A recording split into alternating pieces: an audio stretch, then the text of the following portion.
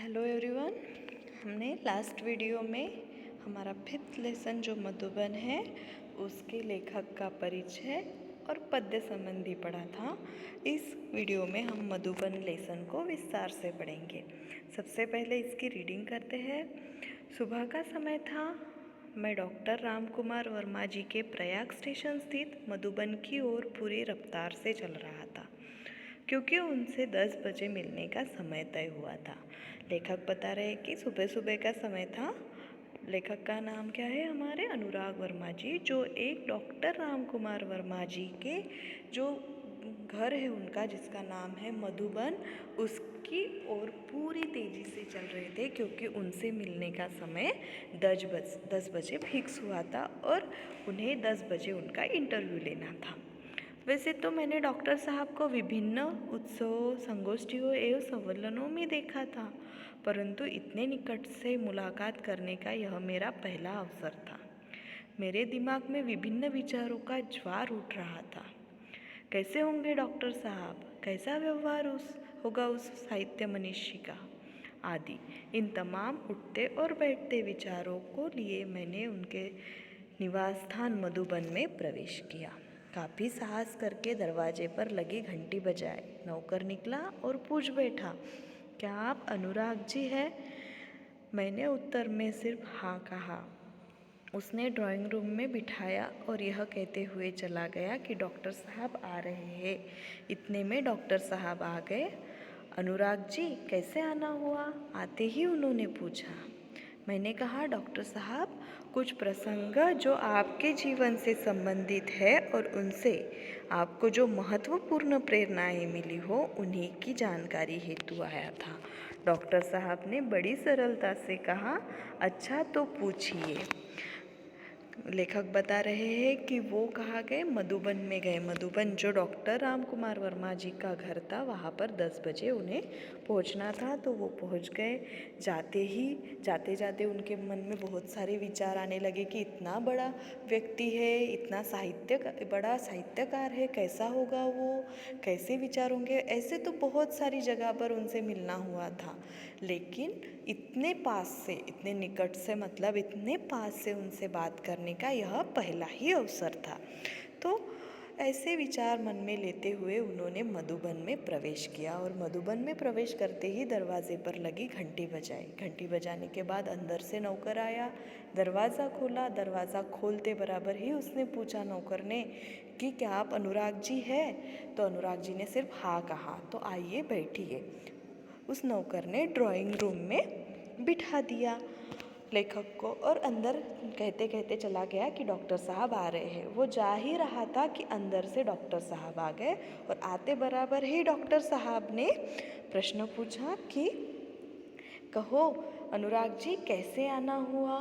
तो अनुराग जी ने कहा कि कुछ ऐसे प्रसंग है जो आपके जीवन से संबंधित है, इन प्रसंगों के बारे में मुझे कुछ प्रश्न पूछने थे। तो इन प्रश्नों का उत्तर देने के लिए डॉक्टर वर्मा जी तैयार थे और कहा उन्होंने कि बताइए कौन से प्रश्न हैं। तो पहला प्रश्न अनुराग जी ने पूछा, डॉक्टर साहब, काव्य रचना की प्रेरणा आपको कहाँ से और कैसे प्राप्त हुई?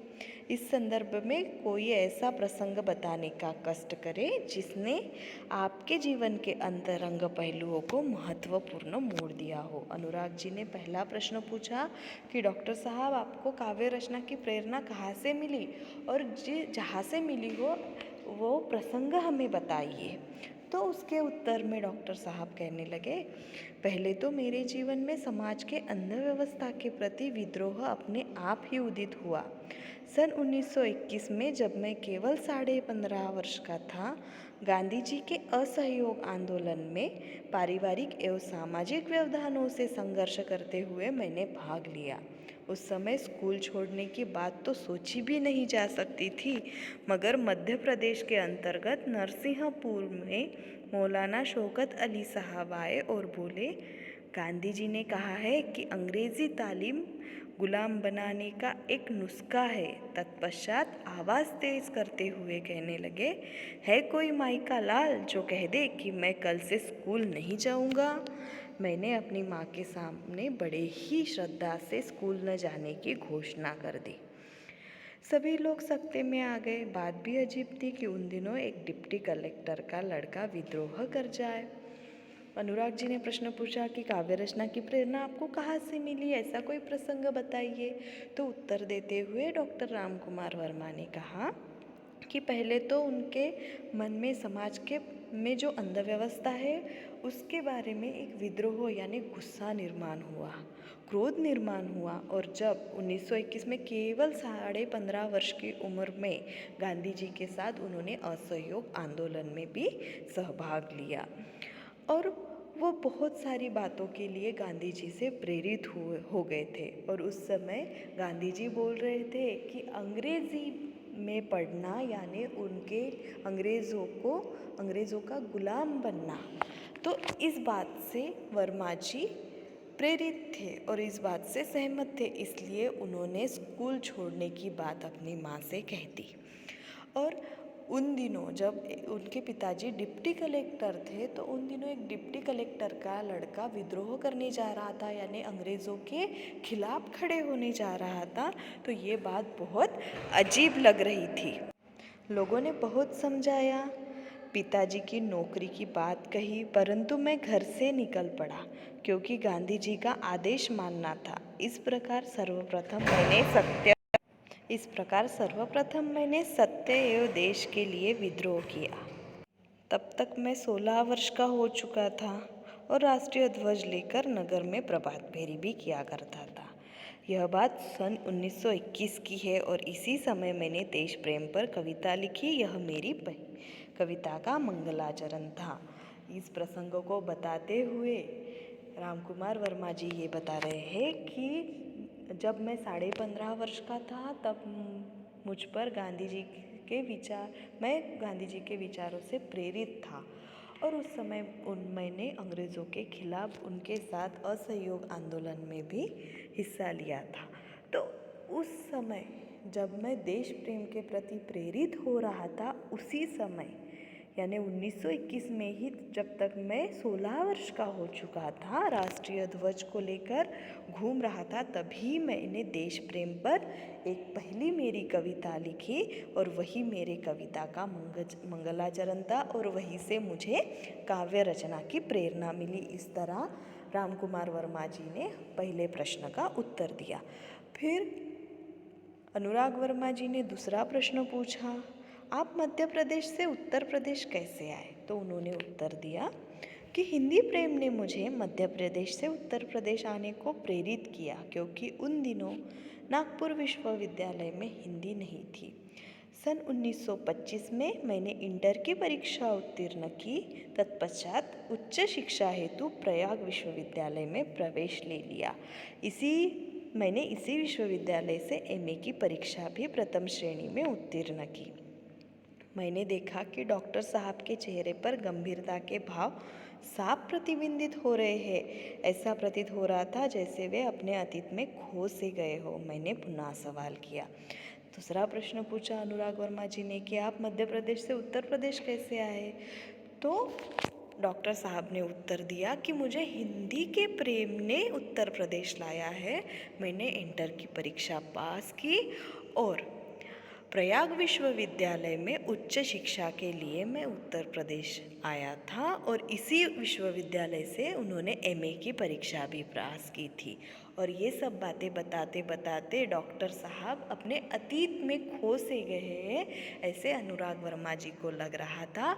और इसीलिए अनुराग वर्मा जी ने फिर तीसरा सवाल किया। तो तीसरा सवाल क्या है?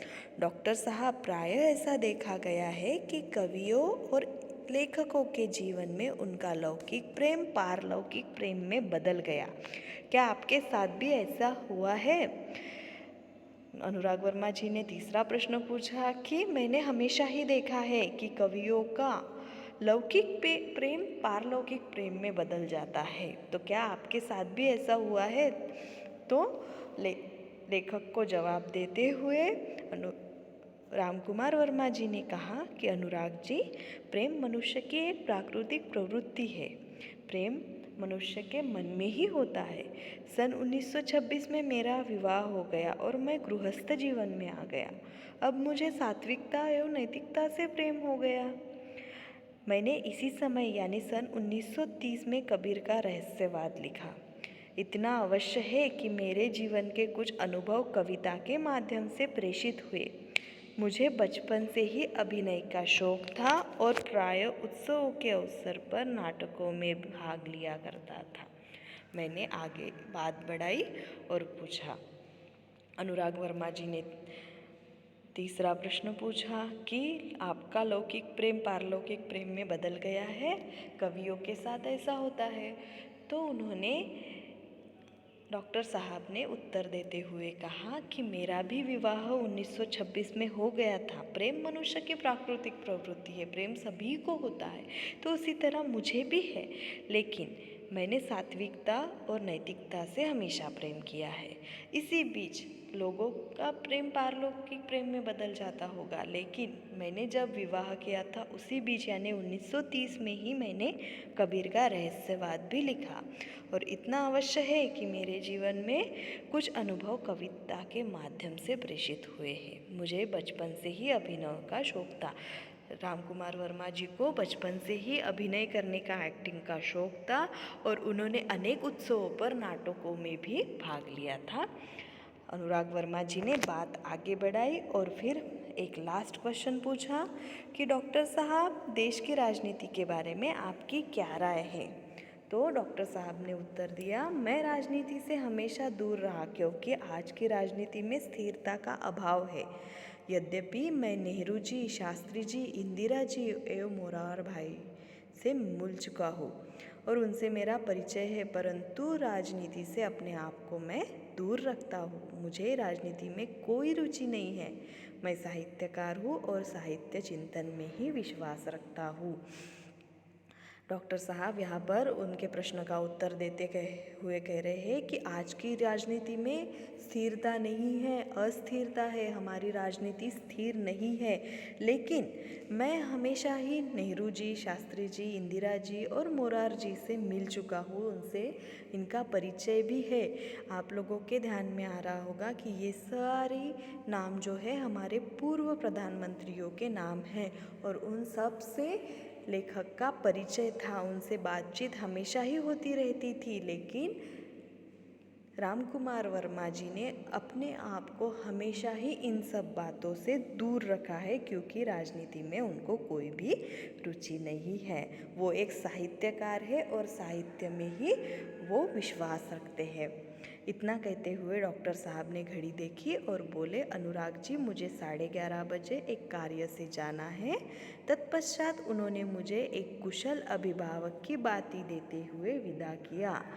इन प्रश्नों के उत्तर देने के बाद रामकुमार वर्मा जी ने घड़ी की ओर देखा और घड़ी की ओर देखते हुए कहने लगे कि अनुराग जी, मुझे अब बाहर जाना है। 11:30 बजे मुझे एक कार्य है, उससे बाहर जाना है।